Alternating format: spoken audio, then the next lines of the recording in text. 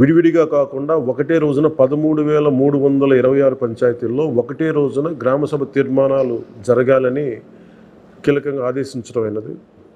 ఆ విధంగా ముందు ఒకటి చేస్తూ ఉన్నాం. రెండవది జల్ జీవన్ మిషన్, అంటే ప్రతి ఇంటికి కుళాయి అనేది ప్రధానమంత్రి గారి ఆకాంక్ష, ఆశయం.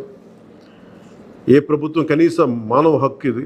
అలాంటి జల్ జీవన్ మిషన్కి సంబంధించి గత 5 సంవత్సరాలుగా ఎక్కడ కూడా సంతృప్తికరంగా గత ప్రభుత్వం చేయలేదు.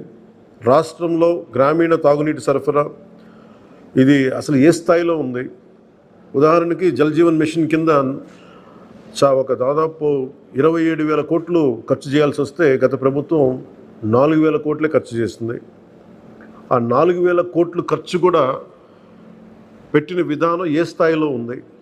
నిజంగా నీటి సరఫరా అవుతుందా? ఉదాహరణకి చాలామంది ఎమ్మెల్యేలు అందరూ కూడా నా దృష్టికి తీసుకొచ్చినా కూడా నాకు వాళ్ళు ఇచ్చే ఈ పిటిషన్స్ కానీ ఇవన్నీ కూడా ఏం తెలియజేస్తున్నాయంటే, పంచాయతీల్లో కానీ గ్రామాల్లో కానీ జేజే మిషన్ కింద పైప్ లైన్ వేశారు, కానీ దానికి ఆ నీటి సరఫరా ఉండే ఇది లేదు, దానికి వాటర్ సోర్స్ లేకుండా పైప్ లేసి వెళ్ళిపోయారు.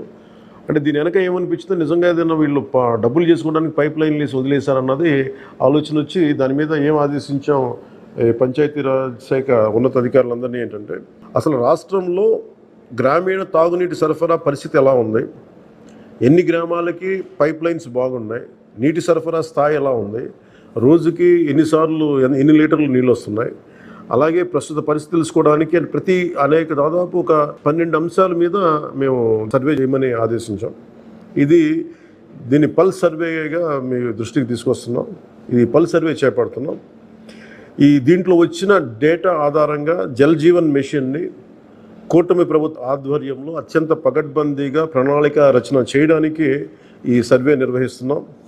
ఒకసారి ఈ డేటా పాయింట్స్ అన్నీ రాగానే ఏ పంచాయతీల్లో నీళ్ళు వస్తున్నాయి, ఏ పంచాయతీల్లో పైప్ లైన్లు డ్యామేజ్ అయినాయి, అసలు గత ప్రభుత్వం చేసిన 4,000 కోట్ల రూపాయల ఖర్చు నిజంగా ఆ ఉద్దేశింపు పనులకి జరిగిందా లేదా, వీటన్నిటిని కూడా ఈ పల్స్ సర్వేలు మనకి తెలిసి వస్తాయి. దీని సమూలంగా ప్రజలందరికీ సమీప భవిష్యత్తులో తెలియజేస్తాను. అలాగే గ్రామ పంచాయతీలు, పంచాయతీరాజ్ వ్యవస్థ బలోపేతం కావాలంటే సర్పంచ్ వ్యవస్థ చాలా కీలకమైంది. గత ప్రభుత్వం పంచాయతీ ఎన్నికలు సరిగ్గా నిర్వహించలేకపోవడం వల్ల మనకు నిధులు రాలేకపోయినాయి. చాలాసార్లు మేము అధికారంలోకి రాకముందు పంచాయతీ మనకి సర్పంచ్లందరూ మా దృష్టికి తీసుకొచ్చింది ఏంటంటే, కనీసం మాకు బ్లీచింగ్ పౌడర్ కూడా మాకు కొనుక్కునే డబ్బులు లేవు మా దగ్గర. వాళ్ళ అకౌంట్లో పడ్డా కానీ డబ్బులు ఈ ప్రభుత్వం ఈ డిస్కౌంట్స్ అని చెప్పి డబ్బులు తీసేసుకున్నారు. సో పంచాయతీల నిర్వహణకి ఎన్నికలు జరిగినాయి, కానీ పంచాయతీల నిర్వహణకి సంబంధించి ఏ విధంగా వారికి సరైన ఆర్థిక పరిపుష్టి జరగలేదు. నిధులు పడ్డాక ఆ నిధుల దుర్వినియోగం జరిగింది, అది మీ అందరికీ తెలిసిందే. దానికి మరింత వివరంగా ఎప్పటికప్పుడు తెలియజేస్తాం. సో ముఖ్యంగా పంచాయతీరాజ్ వ్యవస్థని, సర్పంచ్ వ్యవస్థని బలోపేతం చేయాలన్నదే మా కూటమి ప్రభుత్వం తాలూకు ఆశయం, ఆకాంక్ష. దాంట్లో భాగంగా ఇప్పుడు దాకా గత 30 సంవత్సరాలుగా, గత 1990 నుంచి ఇప్పటిదాకా ఎప్పుడు మన 15 ఆగస్టు పండుగ జరపడానికి ఇప్పటిదాకా నిధులు ఎప్పుడు సమకూర్చలేదు. చాలా నామకే వాస్తే నామమాత్రంగా ప్రతి పంచాయతీకి, చిన్న పెద్ద పంచాయతీలకి 100 రూపాయలు, చిన్న పంచాయతీలకి, పెద్ద పంచాయతీలకి 250 రూపాయలు చొప్పున ఇచ్చేవారు.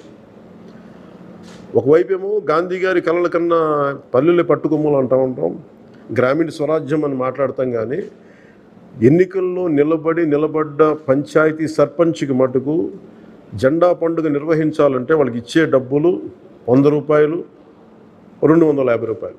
ఈ రివ్యూ మీటింగ్స్లో మాకు తేలింది ఏంటంటే, 100 రూపాయలకి 250 రూపాయలకి 13,326 పంచాయతీల్లో ఏం చేయగలరు? మేము ఒకటే ఆదేశించాను, రాగానే చాలా ఘనంగా జరుపుకోవాలి.